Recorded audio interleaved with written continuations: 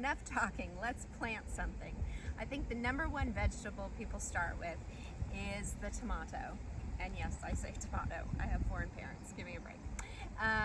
So let's go ahead and put it in the ground. There are some tricks when you're planting a tomato that a lot of people know, but they're really good rules to live by. They help the tomato get a great start and really build a root system right straight off the bat.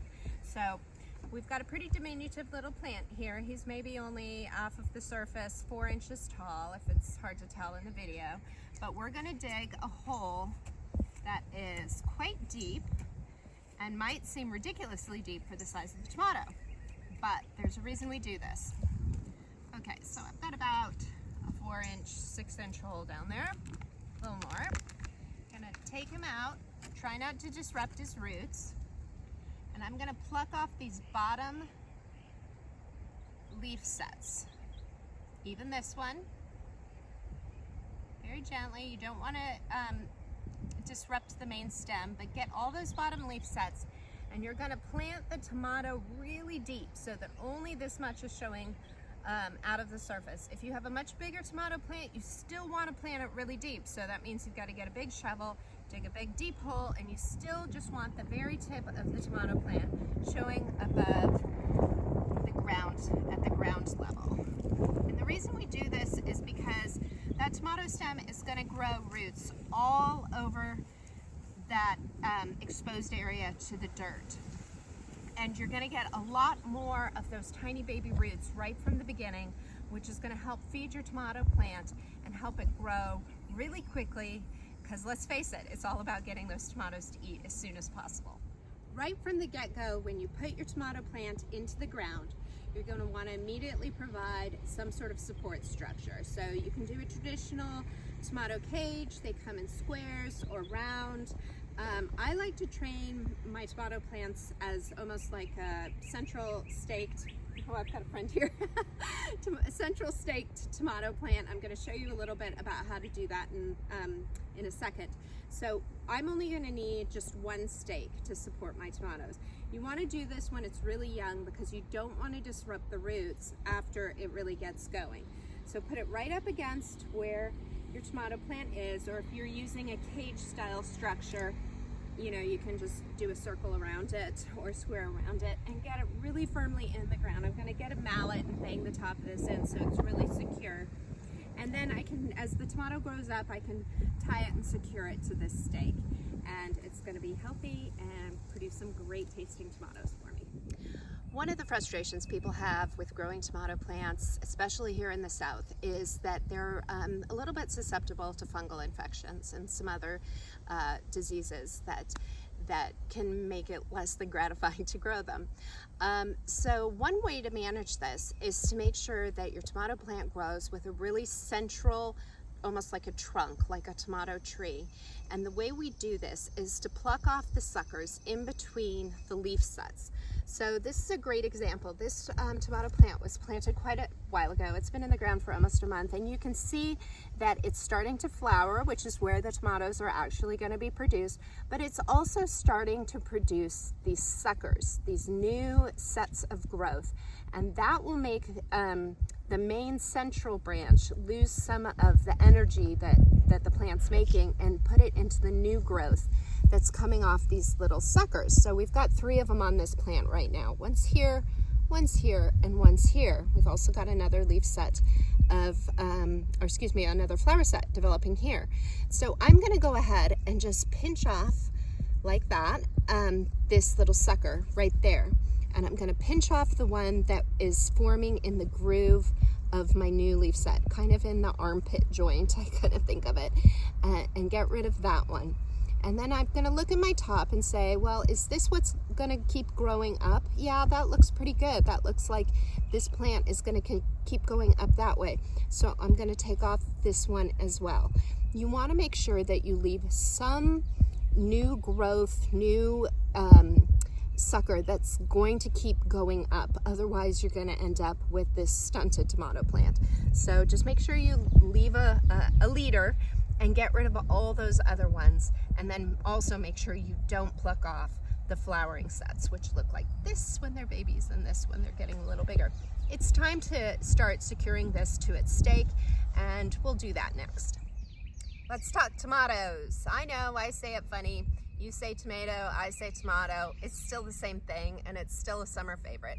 And it's one of the best things you can grow in your home garden, because let's face it, you can't buy a decent tasting tomato for love or money.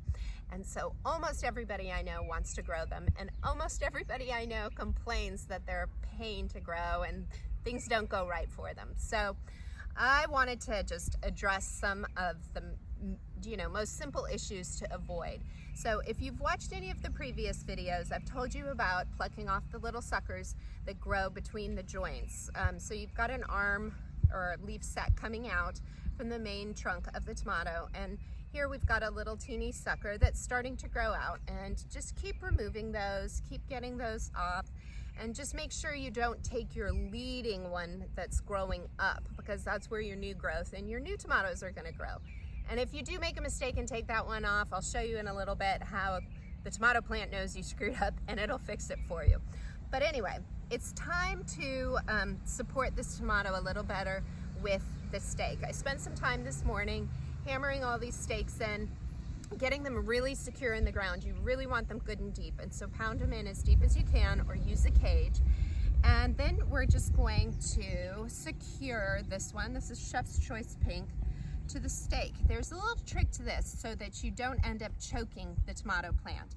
So you're going to make a figure 8 when you tie it. So it's going to look like that. The tomato is going to go through there, and this part is going to go through the post, and you're going to tie it behind the post.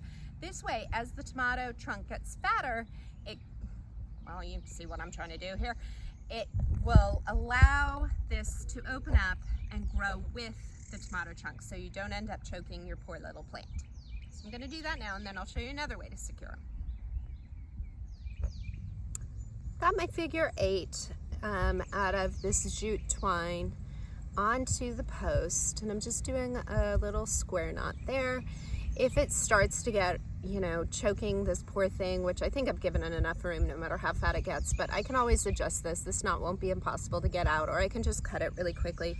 I like to use jute or hemp twine because it is biodegradable, and so if you do end up throwing it in the compost pile, it's no big deal. You don't have this nylon twine that's a mess. So there's also these, I don't know what they're called, but they're like little clips that you can use to secure some of the smaller areas.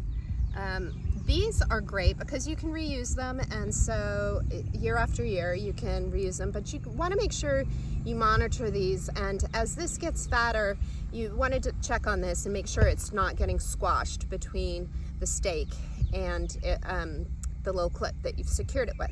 The last thing I'm going to do with this tomato is make sure we've got great air circulation. And he's getting quite tall and mature now, and he's got lots of leaves. The leaves are where he's making his energy. So I'm going to get rid of this bottom leaf set that's touching the ground, and maybe not this one completely, but I'm going to cut off this bottom part of the leaf so that no part of this tomato plant is touching the ground at all. That way you've mitigated some of the risk for fungal infection and some other little beasties crawling up onto your tomato. I like to check my tomatoes at least every other day. My parents used to get themselves a glass of wine in the evening and walk around the garden, and it was cocktail, plant checking time, and maybe the right time for you to do it is first thing in the morning with your morning beverage. It can be a really pleasurable time. It doesn't have to be a chore or a headache. One thing to keep in mind as you're starting your vegetable garden is we all make mistakes. Things don't go perfectly for any of us, even if we've been doing this for years and years. And when I was plucking off the suckers that I go on and on about, get the suckers off where the new growth starts in the joint where the leaf set comes out from the main trunk. Suckers come out from that joint, and I am emphatic, you got to pluck those out to keep air circulation around your tomato plant. And clearly I wasn't paying enough attention when I was plucking suckers off this plant, and I plucked off the lead sucker, so I had no more sucker going up to create more tomato plant. The great thing about most tomato plants is they're going to figure out that you screwed up, and lo and behold, he sent out a new sucker in this leaf arm joint, and I'm not going to pluck that one because now I'm going to want him to grow and make up for the fact that I'm sure I was chatting with a guest who came through Bethesda, and if you come and visit, I will answer questions for you too, and hopefully pay attention to what I'm doing with my tomato plants. But they're pretty forgiving. They're going to make up for it if you make a mistake. Sometimes when you do everything right and you take care of these little plants just like they're babies, things can go wrong anyway. And don't feel bad, don't get discouraged. So out of all these tomato plants that I've put in here, and there's a lot, I've only had one that's gone really wrong. And I think it has something called thrips, which is very hard to see without getting super close up zoom. But I don't want to risk that the rest of the tomato plants, even though I've spaced them really far apart, I don't want to risk that the rest of them could get this. So you know what? I'm just going to cut my losses and I'm just going to pull this guy out. He's just going to go. I'm not going to cut him off at the base. I'm actually going to pull it all the way out because I don't know whether it's, well, look, there's a problem right there. You see that little guy? You maybe can't, but trust me, there is a little bugaboo there that we don't want. And I'm not great with the names with all of them, but I'm gonna guess that he's part of the problem. So what do? Especially if you want to keep an organic garden. I'm just gonna chuck this over here. You don't need to mind that. I'll get that later. Earlier in the day, I noticed this tomato plant, just before I was getting ready to stake it, actually had a caterpillar that I can identify on it. It wasn't a tomato hornworm. You'll know those when you see them. They are like something out of a sci-fi movie. But it definitely was eating away at the leaves. And I left him. I wasn't sure if he turned into something fun and fabulous like a butterfly. But if it had kept going, or I would have plucked him off, taken him inside, Googled what he'd look like, and tried to identify if he was going to be a real problem or not. If the tomatoes started really going downhill fast, you know, within the next 24 hours, then I definitely know he's a problem. So let's talk next about what do you do about that.